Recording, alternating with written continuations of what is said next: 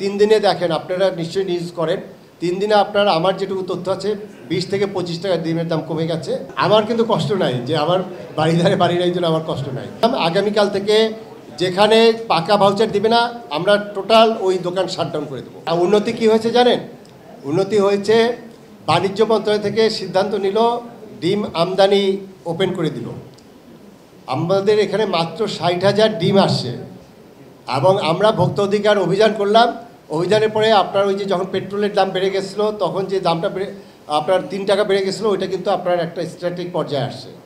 এবং এবারও এই 3 দিনে দেখেন আপনারা নিশ্চয়ই নিউজ করেন 3 দিনে আপনার আমার যেটুকু তথ্য আছে 20 থেকে 25 টাকা ডিমের দাম কমে গেছে। আমার যেটা ধারণা আমরা কালকে থেকে এই ডিমের দাম আপনার 140 বা এই রেঞ্জে থাকবে, 150 টাকার নিচে থাকবে বলে আমার ধারণা। আমরা যে মেজারগুলো নিচ্ছি তাতে এটি কিন্তু আপনার একটা মানে একটা জায়গায় চলে আসবে।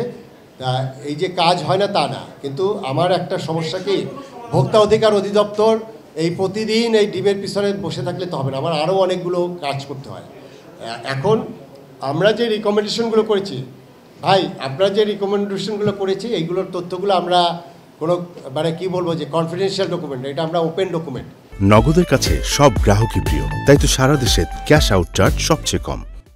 এখন এখানে অনেকগুলো রিকমেন্ডেশন আছে, কে কী কাজ করে নাই, কার দায় দায়িত্ব সেটি আমি নিরূপণ করার কেউ না। আমরা আমাদের যে কাজটা আমরা দেখেছি যে ভোক্তা এখানে ম্যানিপুলেট হচ্ছে, ভোক্তাকে বেশি দামে ডিমটা কিনতে হচ্ছে এবং সেই জায়গায় স্পষ্ট আমরা দেখেছি ম্যানিপুলেট হচ্ছে। এই কারণে আমরা ইন্টারভেন করছি।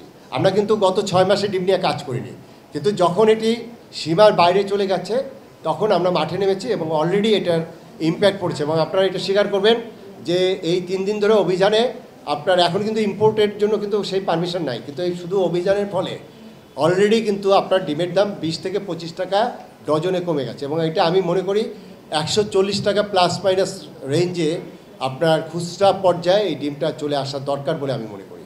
এবং সেটি আমরা যে মেজার নিয়েছি তাতে আমার মনে হয় এই রেজাল্টটা পাওয়া যাবে। ধন্যবাদ আপনাকে। আপনাদের কি কষ্ট আসছে নাকি বাড়িধারে বাড়ি নাই? আমার কিন্তু কষ্ট নাই যে আমার বাড়িধারে বাড়ি নাই জন্য আমার কষ্ট নাই। এখন কথাটা হলো যে এগুলো তো আমরা জানি, সবই কারা করছে জানি, কিন্তু দেখেন না তাদের, আপনি ছিলেন কিনা জানি না, রিয়াকশানটা দেখেছেন। এবং ওই যে আপনার যেদিন গরু নিয়ে বসছিলাম মাংস নিয়ে, ওই লোকগুলো কিন্তু ওই একই চরিত্র, বুঝতে পেরেছেন? এবং ওই জায়গাগুলোতে আমরা এই যে আপনারা এগুলো দেখাবেন, মানুষকে জানাবেন, আসলে ওই আপনার চেহারা দেখে তো বোঝা যায় না আমার ভিতরটা কী, বুঝতে পারছেন? আমার অ্যাটিটিউড, আমার কার্যক্রমে বোঝা যায়। তো এই জিনিসগুলো আমরা দেখতে চাই। এবং ওইটা আমি বললাম আগামীকাল থেকে যেখানে পাকা ভাউচার দিবে না আমরা টোটাল ওই দোকান শাটডাউন করে দেবো।